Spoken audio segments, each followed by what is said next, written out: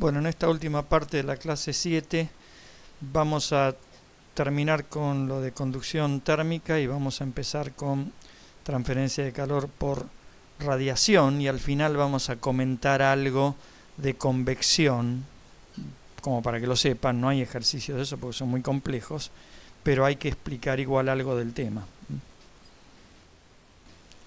Bueno, siguiendo con los problemas de conductividad térmica, yo acá hice un problema que consiste en dos fuentes térmicas unidas por barras, la barra 1 y la barra 2, que por donde va a circular energía térmica de la fuente esta a esta otra fuente. Siempre estamos en un estado estacionario, es decir, de acá va a salir una cierta cantidad de energía térmica por segundo, por ejemplo, por unidad de tiempo, que va a ser siempre la misma, lo mismo de acá. Está bien, por ejemplo, de acá van a salir 3 joules por cada segundo que van a pasar a esta barra. 3 joules por segundo son 3 watts, ¿no? De acá, por ejemplo, va a salir otra energía, de ellos, 7 joules por segundo que va a pasar de esta fuente a esta. Y eso va a ser siempre, esos números no cambian. Y las fuentes, como dije antes, son fuentes térmicas, quiere decir que por más de que esta fuente esté recibiendo calor, no aumenta su temperatura. Y por más de que esta fuente esté perdiendo calor, no tampoco cambia su temperatura, ¿no? Bueno, esas son las condiciones de trabajo. Entonces la primera pregunta que les hago es, yo quisiera sacar estas dos barras, donde la barra 1 tiene una conductancia K1 y la barra 2 tiene una conductancia K2, y quiero poner una barra de forma tal que me pase la misma cantidad de energía térmica por unidad de tiempo de esta fuente a esta. Por ejemplo, si antes pasaba 2 joules por segundo por la de arriba y 3 joules por segundo por la de abajo, en total está pasando 3 y 2, 5 joules de acá a acá. Bueno, ¿qué conductancia tiene que tener la barra que yo ponga acá para que pase justamente esa energía térmica por unidad de tiempo? Bueno, esa es la primera pregunta. La segunda pregunta es cómo se relacionan. O sea, si yo, por ejemplo, digo, bueno, la barra R1 ahora tiene una resistencia térmica RT1 y la barra 2 tiene una resistencia térmica RT2. Si yo saco estas dos barras y quiero poner una sola, ¿cuál va a ser el valor de la resistencia térmica de esa barra que quiero poner? Ese valor hay que escribirlo en función de estos dos. Esa es la segunda parte del ejercicio. Y bueno, hay una tercera parte que en vez de hablar de conductancia hablamos de conductividad. Bueno, después la leeremos, pero lo que dice la conductividad, recuerden que es la conductancia, la conductancia es la conductividad por el área sobre la longitud. Bien, entonces hagamos la primera parte. Yo sé que la energía térmica por unidad de tiempo que pasa por la barra 1 se puede escribir en función de la conductividad, así como está escrito acá, conductividad área sobre longitud, pero también se puede escribir en función de la conductancia. Es directamente la conductancia de la barra por la diferencia de temperatura. Lo mismo para la barra 2, su conductancia por la diferencia de temperatura. Entonces, la energía térmica por unidad de tiempo total va a ser la suma de las dos energías térmicas por unidad de tiempo, la que pasa por cada barra, y se puede escribir así. Entonces puedo sacar delta T factor común, y entonces me queda que, digamos, la potencia térmica, energía por unidad de tiempo es potencia, ¿no? La potencia térmica se escribe como un número multiplicado por la diferencia de temperatura. Entonces ese número es la conductividad.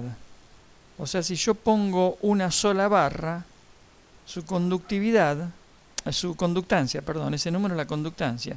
Si yo pongo una sola barra, su conductancia es la suma de las conductancias, ¿está bien? O sea, si saco la barra 1 y la barra 2, tendría que poner una barra que tenga conductancia K1 más K2. Eso es lo que está diciendo el problema. Bueno, acá está lo que dije recién. La conductancia de la barra reemplazo es la suma de las conductancias.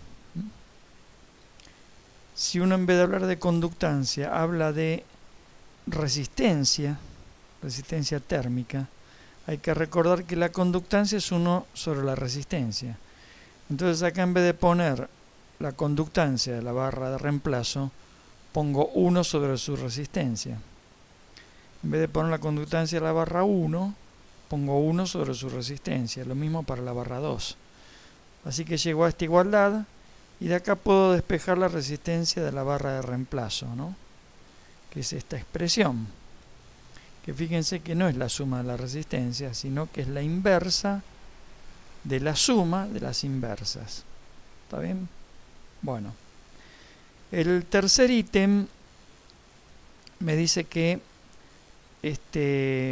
bueno, yo ahora saco la barra 1 y 2 y pongo una barra de reemplazo que posee la longitud de la barra 1.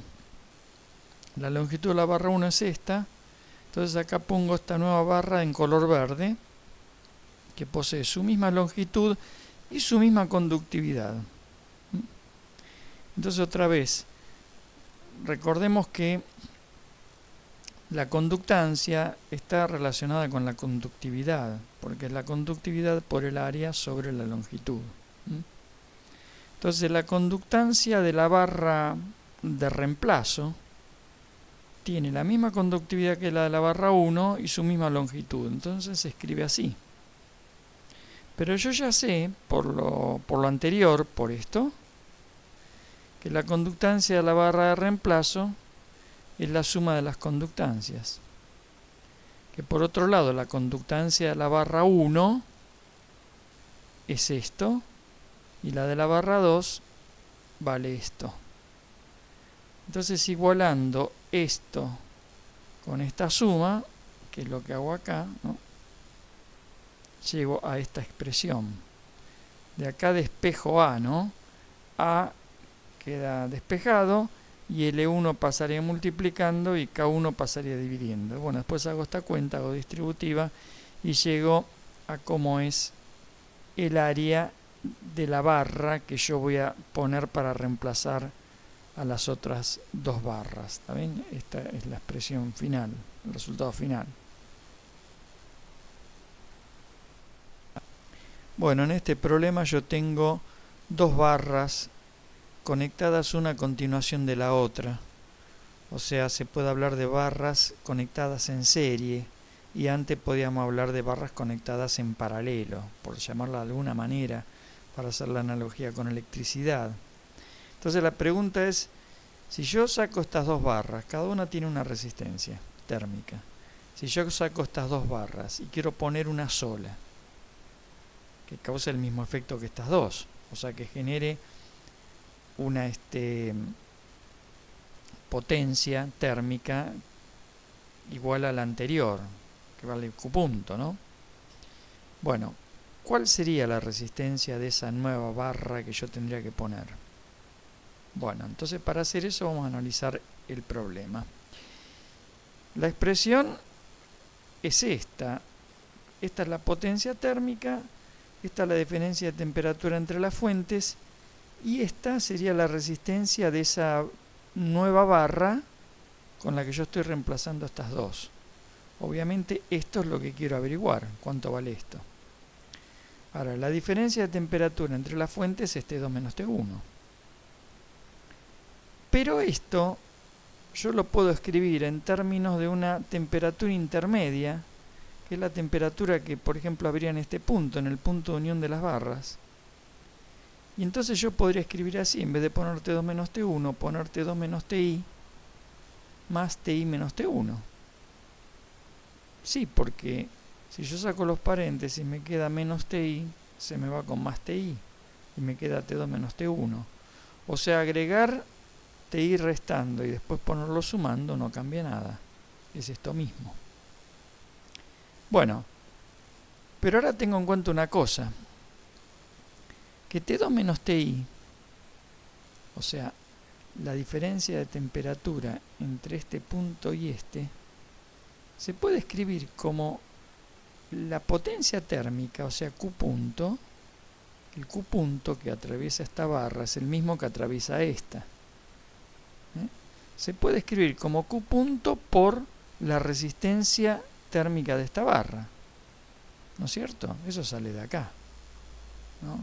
La diferencia de temperatura se puede escribir como Q punto por la resistencia térmica. Entonces la diferencia entre T2 menos TI es Q punto por la resistencia de la barra que está entre T2 y TI. Esa es la barra 1, entonces será RT1.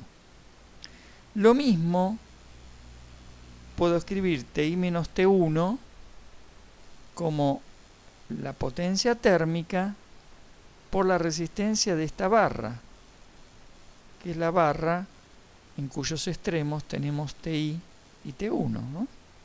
TI y T1. ¿Está bien? Entonces voy a usar eso para reemplazar en esta expresión de acá arriba. En vez de poner T2 menos TI, voy a poner Q punto por RT1, que es esto que está acá. Y acá en vez de poner TI menos T1, voy a poner esto, Q punto por R de T2, es esto que está acá. Así que cuando haga esta igualdad, los Q puntos se me van a ir. Se simplifican todos, ¿no? Y puedo pasar esta R acá multiplicando al 1 que me quedó cuando simplifique Q punto. Así que me queda que la resistencia de la nueva barra es la suma de las resistencias que tenían estas barras. ¿Está bien? Y también puedo sacar, igual parecido a lo que hice antes, cuánto valen cómo se relaciona la conductividad de la nueva barra con las conductividades de las barras 1 y 2. Bueno, eso lo hago fácilmente como hice antes, porque R es la inversa de K.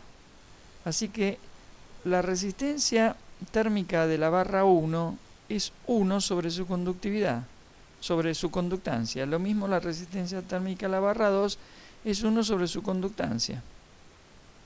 Y la resistencia de la barra reemplazo también es 1 sobre su conductancia.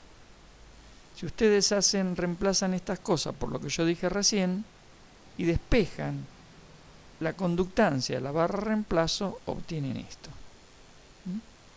Bueno, y eso es todo el problema. Hablemos ahora del tercer método mediante el cual uno puede transferir calor de un lado al otro. ¿Está bien? Lo que se denomina transferencia de calor por radiación. Bueno, el tema es así. En este caso, uno calienta un cuerpo sin tocarlo con el otro cuerpo caliente. ¿Está bien? O sea, no tienen que estar en contacto esos dos cuerpos. ¿Y cómo se logra esto? Bueno, la luz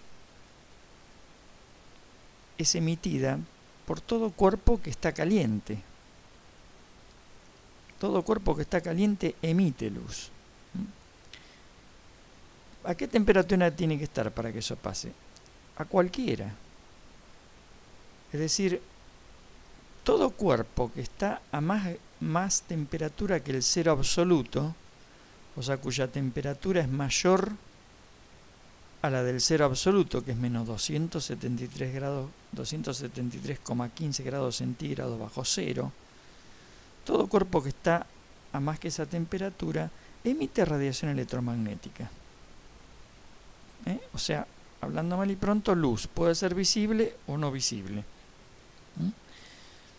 Acá estoy considerando que a una onda de radio también es una onda electromagnética y también la puedo llamar luz no visible. ¿Está bien? Bueno, el cuerpo, entonces, claro, todos los cuerpos están a más temperatura que el cero absoluto, ¿no? No existe en ninguna parte del universo un cuerpo que tengo una temperatura menor a cero. En definitiva, entonces, todos los cuerpos emiten radiación electromagnética. Sí, efectivamente. Todos los cuerpos emiten radiación electromagnética.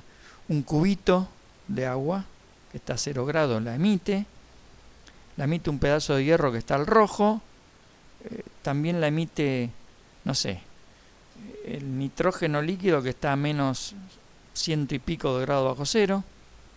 Entonces, todas las cosas emiten radiación electromagnética, emiten luz.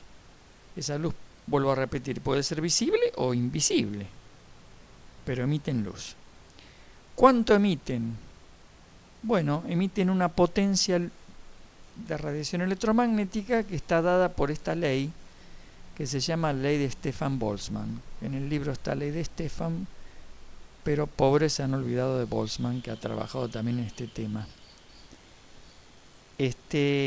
¿Cómo se escribe la potencia que emite un cuerpo? Bueno, se escribe como un número que se llama emisividad, multiplicado por el área del cuerpo, o sea, por su superficie. Esa potencia, esa radiación electromagnética brota de la superficie del cuerpo. Así que esta es la superficie, el área. Esto es una constante que se llama constante de Stefan-Boltzmann, que tiene este valor.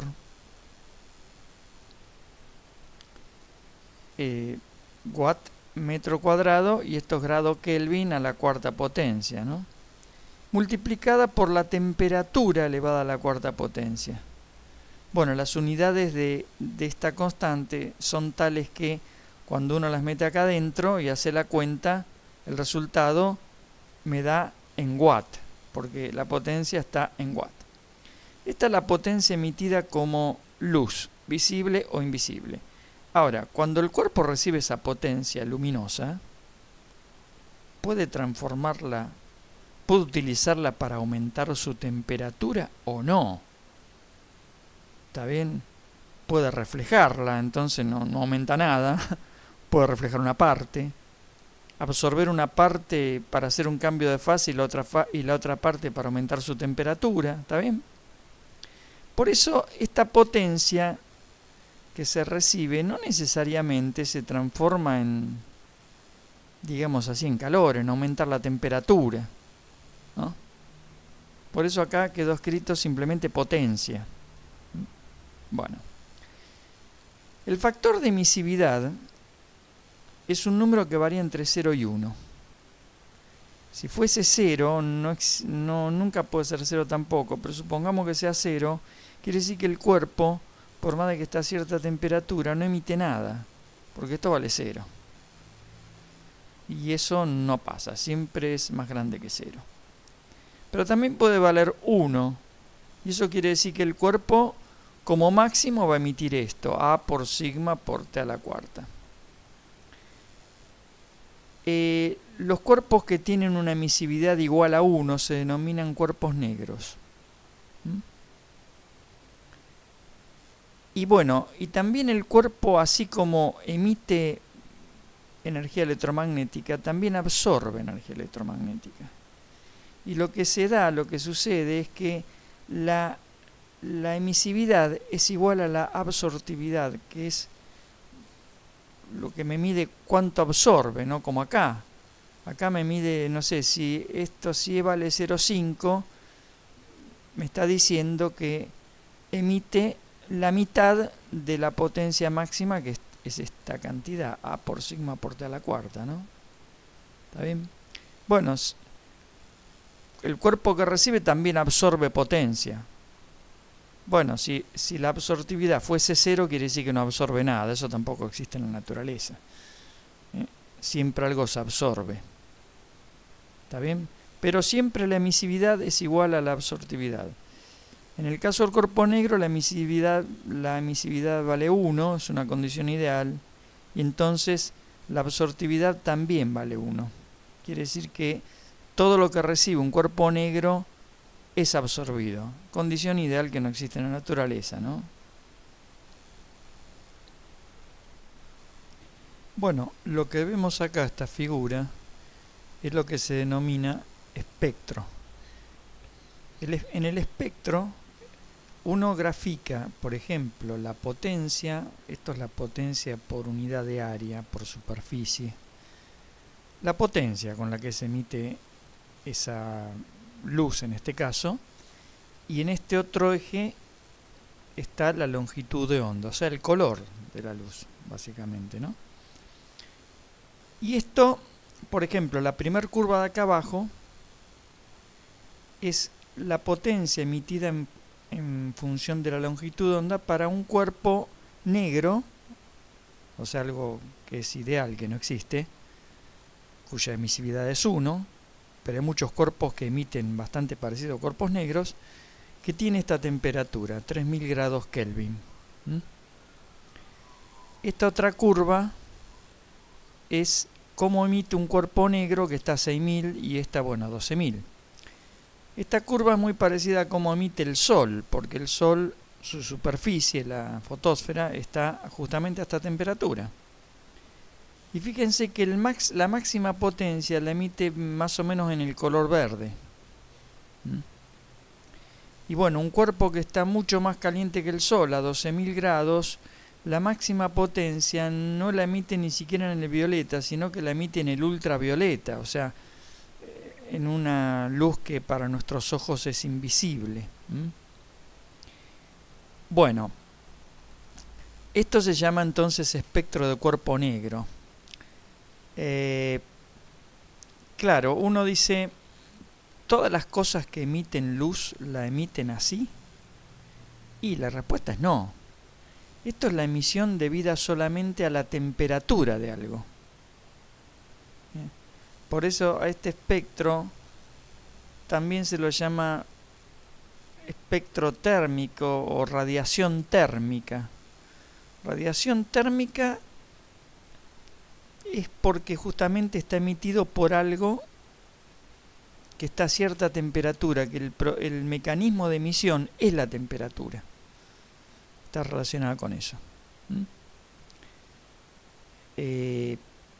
Bueno, no es que de una lámpara o del sol salga, digamos así, energía térmica que nos llega a nosotros directamente. No, del sol sale luz.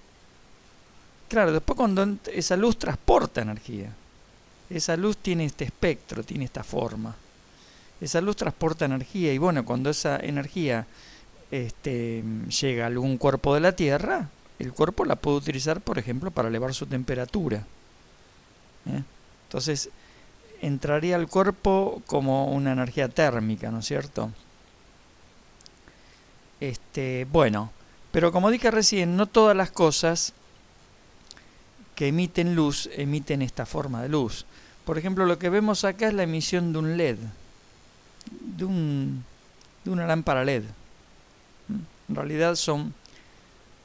En realidad acá hay más de una lámpara LED. Pero fíjense que la forma de emisión no tiene nada que ver con esto. ¿Está bien? Bueno, entonces no todo lo que emite luz lo emite como cuerpo negro. La emisión de cuerpo negro o el espectro de radiación térmica es de las cosas que emiten luz por temperatura. Pero acá el mecanismo de emisión de luz no es por temperatura. La lámpara LED de la casa de ustedes está bastante fría si la tocan, no emite por otro proceso, que no tiene nada que ver con la temperatura, ¿no? Bueno, un proceso que ustedes ya vieron cuando vimos espectroscopía casi al principio del curso, ¿no? Porque electrones pasan de un nivel de energía a otro, por eso no tiene que ver con la temperatura. Bueno, vamos a hacer un ejemplo simple. Ustedes tienen obviamente otros ejemplos en la guía de ejercicios. Pero este ejemplo es sencillo, consta del cálculo de la energía que, digamos, emite, en este caso la placa frontal de vidrio de un horno, por el solo hecho de estar a cierta temperatura. Adentro del horno hay 250 grados, a la placa externa solo quedan 120 grados en este problema, porque bueno, porque el horno está en contacto con el ambiente, entonces se disipa calor. Entonces la temperatura externa es 120 y la interna son 250, como dije. Bueno, la idea es calcular cuánta potencia emite por radiación la superficie del vidrio por el solo hecho de estar a 120 grados. Y bueno, es aplicar la fórmula de la potencia emitida por radiación, ¿no? En este caso el vidrio tiene una emisividad del 0,9 y si uno hace eso simplemente reemplazar acá los valores, ¿no? 0,9 la superficie,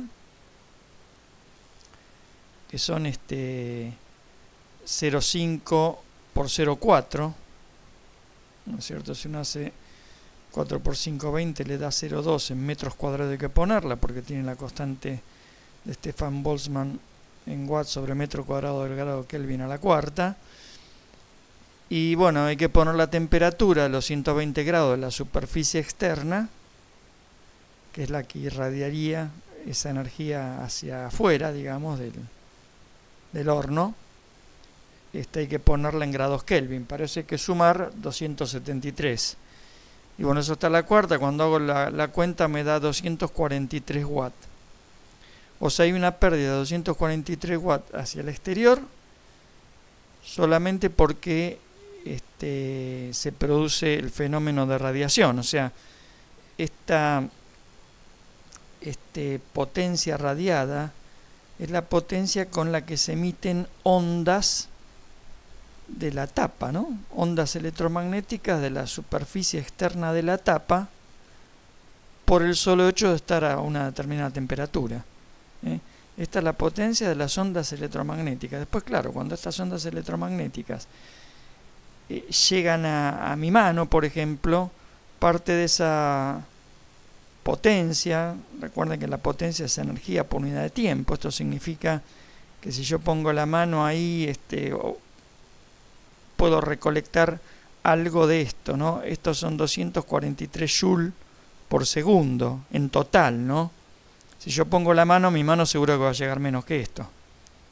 Bueno, parte de esa energía que recibe mi mano puede transformarse en calor o no, qué sé yo. O si pongo un pedazo de hielo, está bien, entra energía térmica al hielo, se puede transformar en energía térmica, pero esa energía térmica no va a aumentar la temperatura del hielo hasta que el hielo no se funda completamente, como ya vimos, ¿no?, en otros problemas.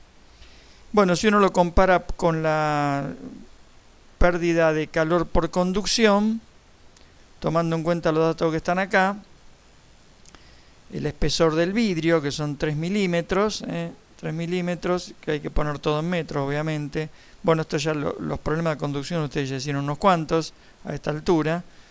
La conductividad del vidrio, que es esta, 0,8 watts sobre metro sobre grado centígrado.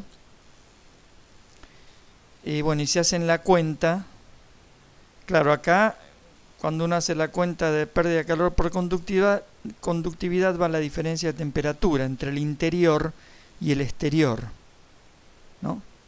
Como el interior está a 250 y el exterior de la capa de vidrio está a 120, bueno, desde el interior de la capa de vidrio al exterior pasan 6.933 joules por cada segundo, o sea, 6.933 watts. Bueno, fíjense que la potencia en este caso perdida por conducción es obviamente más grande, pero claro, eso depende de la temperatura, porque esto sube a la cuarta potencia.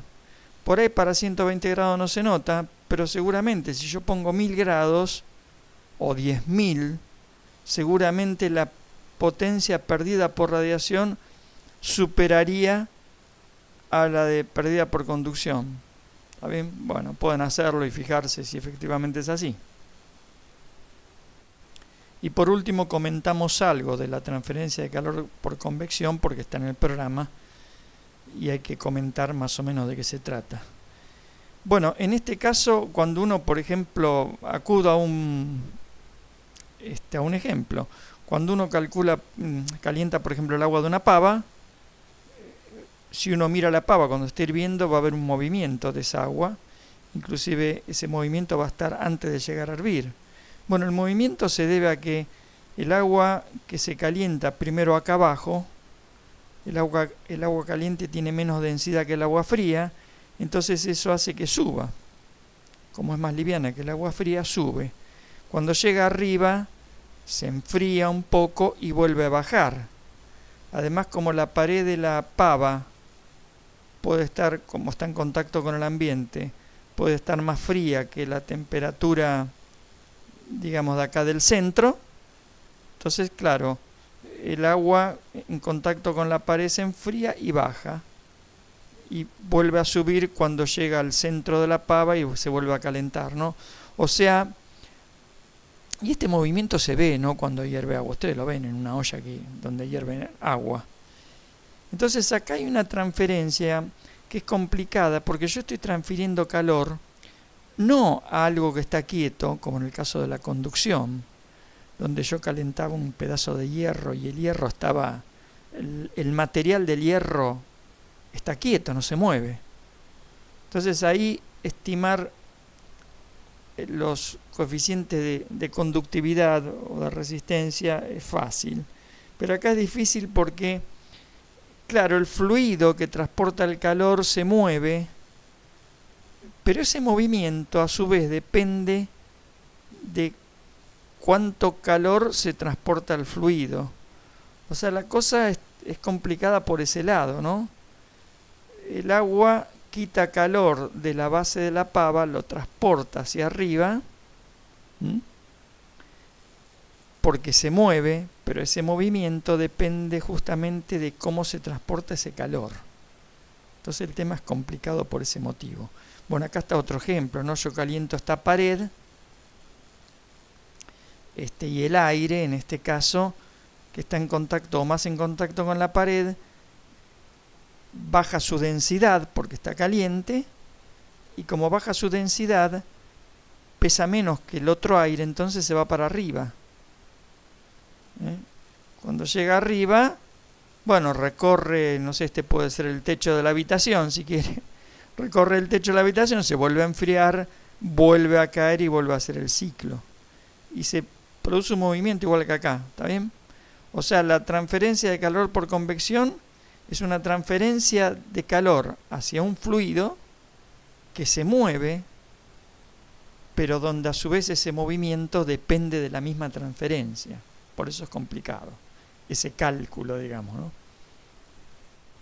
Bueno, acá damos, sin intención de hacer nada con esto, pero para comentar un poquito más el tema, damos un poquito más de detalle. Digamos, supongamos que esta es una placa caliente, acá está el aire que rodea esa placa.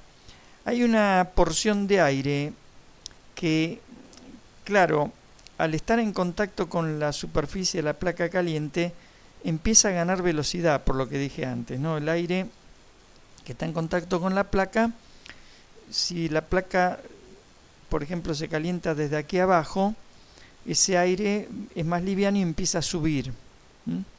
Pero hay un poco de ese aire sigue en contacto con la placa y tiene un determinado perfil de velocidad. Fíjense que el aire que está, las moléculas de aire que están sobre la placa, prácticamente no tienen velocidad. Cuando yo me voy alejando de la placa, la velocidad aumenta. Estas flechas que están acá indican cómo es la velocidad del aire a medida que yo me alejo de la placa. Supongamos que el aire de acá afuera está quieto. Entonces la velocidad acá en la placa del aire es 0 y acá también. Pero entre la superficie externa de la placa metálica, que es esta que está acá, ¿no? Entre esa superficie externa y el aire quieto, hay una porción de aire que tiene estas velocidades, que fíjense que es complicado, porque el aire que está acá tiene esta velocidad, el que está un poquito más alejado de la placa tiene esta otra, y así sucesivamente, llega a un máximo y después empieza a bajar otra vez. Eso responde a una ecuación diferencial muy compleja de resolver. Por otro lado, el perfil de temperatura es el que se ve acá, ¿no? el aire que está en contacto con la placa tiene mucha temperatura, la temperatura de la placa, y después va bajando, va bajando, va bajando hasta que el aire que está lejos de la placa ya tiene la temperatura del resto del aire, digamos, del aire del ambiente. Así que los perfiles de temperatura y los perfiles de velocidad del aire que se mueve son complicados. Son complicados. Eso sucede en una porción de aire que está cerca de la placa, que está delimitada por esta curva roja.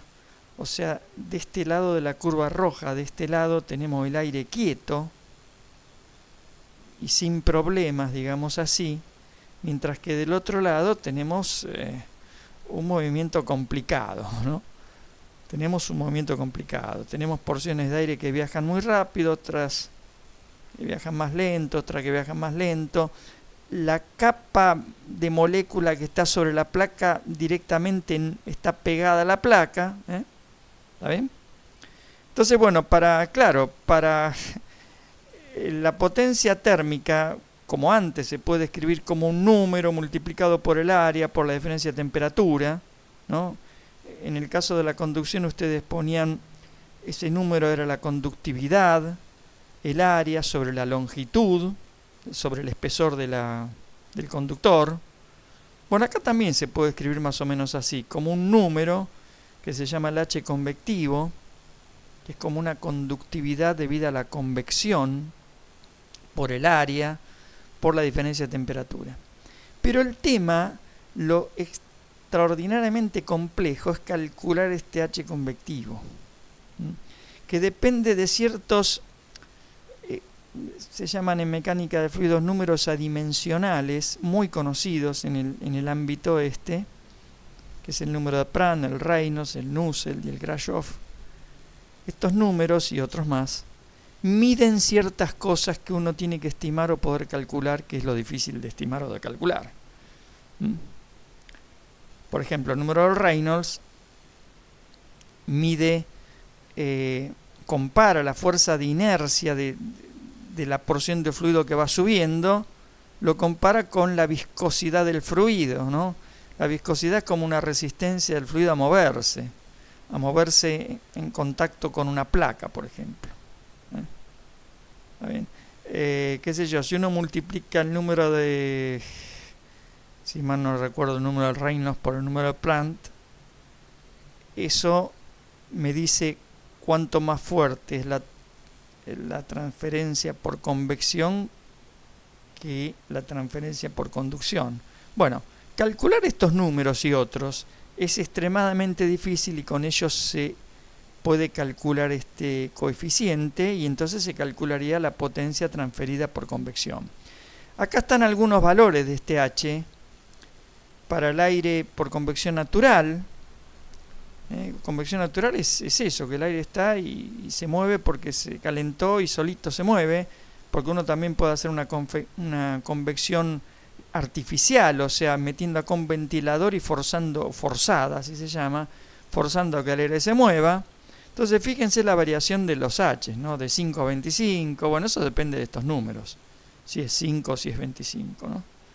Si la transferencia se hace por aire o vapor, como dice acá, supercalentado, con convección forzada, o sea, con un ventilador, bueno, acá fíjense lo que van en los valores, ¿no? De 20 a 300. O sea, el número que va acá puede ser gigante en comparación con el H de conducción, o no. Depende de las condiciones del fluido, de cómo se mueve ese fluido. Bueno, no vamos a decir más nada de esto porque el tema no nos incumbe demasiado. Solamente eso.